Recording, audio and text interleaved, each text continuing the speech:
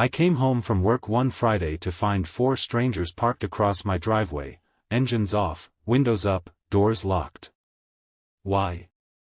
Because Karen, my neighbor, had turned my private driveway into overflow parking for her backyard wedding expo. No warning. No permission. And when I asked her to move the cars, she said I was being selfish during a special moment. She had no clue I owned the easement rights, or that I was about to install industrial-grade tire spikes. Parking wars begin. I live on a peaceful cul-de-sac just outside Phoenix, 3 houses, 1 narrow road, and a whole lot of sun-scorched pride. My driveway is long, clean, and clearly marked with private, no parking signs at both ends. I live alone, work hard, and mostly keep to myself. Enter Karen Whitmore.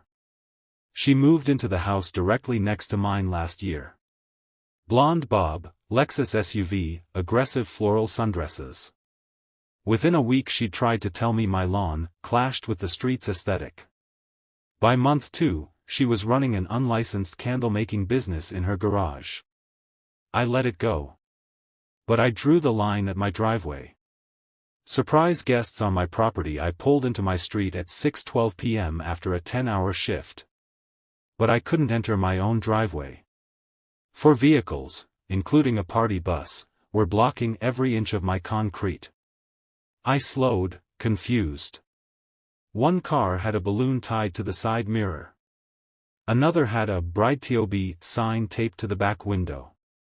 I parked on the grass, walked over, and rang Karen's bell.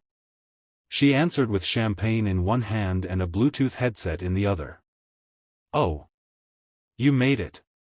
"Made what?" I asked flatly. "You have people parked on my property." She laughed. "It's just a few cars. We're hosting a wedding planning event. Brides, vendors, it's a whole thing. I figured your driveway had plenty of space." "You figured wrong," I said. "Move them. Now." She rolled her eyes. "It's 2 hours. Be neighborly." Then she closed the door in my face. Escalation denied. I tried calling the police. They said since the cars weren't blocking public roads, it was a civil matter. I tried writing down license plates, but one guy sitting inside a parked Ford rolled the window up and flipped me off. That was the moment I stopped being polite. See, what Karen didn't know was that I had purchased full easement rights to the shared access lane that led to both of our homes, and the section that ran onto my driveway. 100% legally mine. And Arizona has very clear laws about trespassing and personal property obstruction. The next morning, I drove to a security supply store and bought what I needed. By Sunday afternoon, 4 retractable steel tire spikes were installed just past the base of my driveway, flush with the concrete, remote-controlled, ADA-compliant, and completely legal. Spike check by Monday morning, my driveway looked normal. But it wasn't. The retractable tire spikes were perfectly camouflaged, embedded into the cement just past the curb. I'd tested them with my own car. Safe when down. Brutal when up. And completely legal, as it was private property and clearly marked.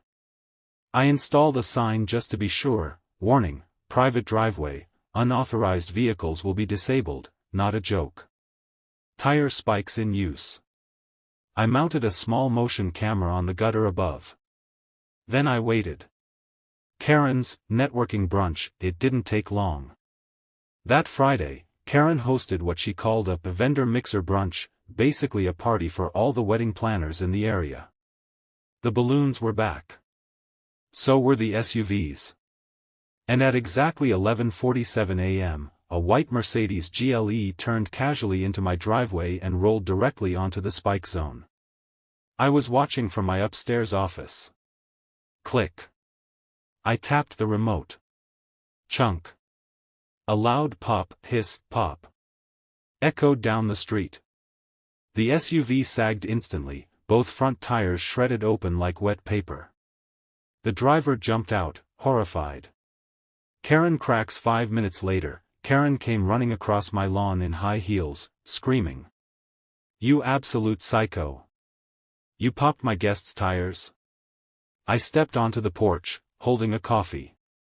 "They weren't your guests. They were trespassers. I warned you. That's destruction of property." "No.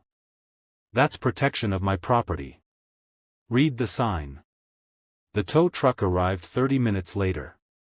The woman who owned the Mercedes was furious, screaming at Karen in front of everyone. That same day, 2 more cars got spiked. By sunset, Karen's guests were gone, and so was her little party. When HOA met reality, Karen filed a complaint with the HOA.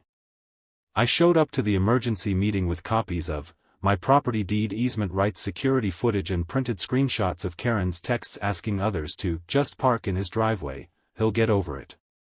The board voted 5-0 against her.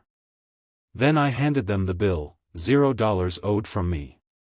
3 separate guests had already agreed to cover their own towing and repairs after realizing they were liable.